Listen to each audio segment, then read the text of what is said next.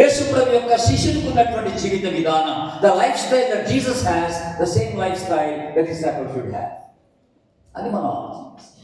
అయితే మనందరికీ తెలిసినటువంటి ఇంకొక చక్కని మాట, బైబిల్లో మాట, గలతీయులకు రాసిన పత్రిక, గలేషియన్స్ చాప్టర్ 2, గలతీయులకు రాసిన పత్రిక 2వ అధ్యాయం 169 పేజ్ నెంబర్, 2వ అధ్యాయం 20వ వచనం చదువుతున్నాను. 20వ వచనం, 20th verse 220.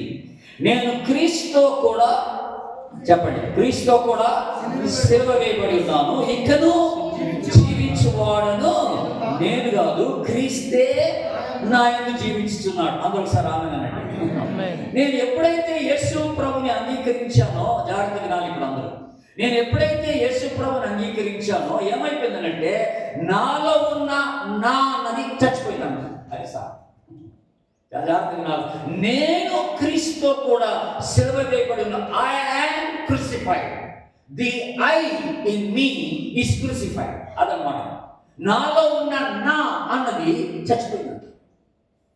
ఇక ఏమాత్రం నేను కాదబ్బాయి, నా ఆలోచనలు, నా ఇష్టము, నా కోరికలు, నా చిత్తం అనేది ఉండదు. I am crucified, I'm dead అన్నమాట. ఇక జర్నీ లేదు. ఎప్పుడైతే ఈ జర్నీ యేసు ప్రభుని అంగీకరించాడో అది మొదలుకొని క్రీస్తే జర్నీలో కనపడాలి. అందరూ ఆమేనండి. యేసు క్రీస్తే. Once I accept Jesus, he should be seen out and no more journey అన్నమాట. No more journey. కనుక యేసుక్రీస్తు యొక్క జీవితమే, యేసుక్రీస్తు యొక్క జీవిత విధానమే, ఆయన వైఖరే, ఆయన విలువలే, ఇవన్నీ నేను కనపరచవలసిన వాడనై ఉంటున్నాననే మాట మనకి ఇక్కడ జ్ఞాపకం చేయబడుతున్నటువంటి మాటదే. కనుక ఇప్పుడు ప్రాబ్లం ఎక్కడ వచ్చిందంటే, యేసు ప్రభుని అంగీకరించిన వారు యేసుక్రీస్తుని బయటికి చూపించట్లేదనంటే ఆ అంగీకారంలో ఎక్కడో తేడా వచ్చిందన్నమాట. నువ్వు నిజంగా ప్రభుకి నీ జీవితాన్ని ఇవ్వలేదన్నమాట.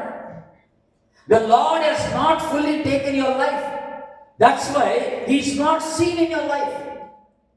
His values, his attitude is not seen in your life.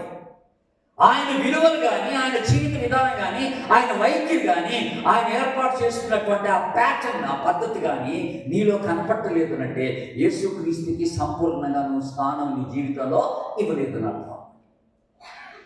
అక్కడ వచ్చింది తేడా. నేను సిలువై పట్టుకోవాలి, నో మోర్ మీ అని అన్నాడు పౌలు గారు. ఇక నేను కాదు అబ్బాయి, నా స్టైల్ కాదు, నా జీవితం కాదు ఇది ఆయన జీవితం, ఆయన నాలో జీవిస్తున్నాడు అనేటువంటి మాట మనము జ్ఞాపకం చేసుకోవచ్చు. ఫస్ట్ డేనే నేను మీకు చెప్పాలి కానీ చెప్పలేదు, అది ఇక్కడ దాకా ఆపాను కావాలని. ఎందుకంటే డిసైపుల్ అంటే అర్థం ఏంటి? శిష్యుడు అంటే ఎవరు? Who is the disciple? Disciple అంటే హీఈస్ అ స్టూడెంట్.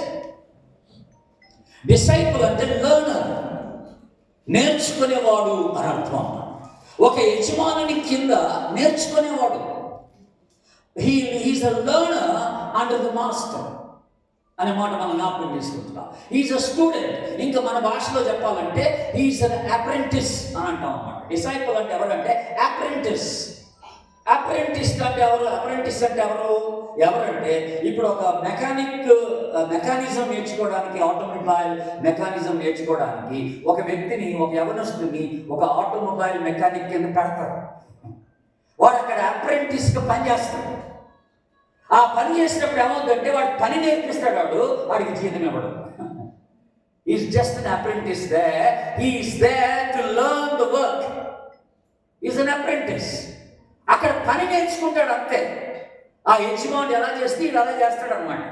ఆ యజమాని చూడటం, యజమానుడు చేసినట్టుగా ఇది చేయడం అనమాట, అంతవరకు. సో ఇప్పుడు డిసైపుల్ అంటే ఎవరు?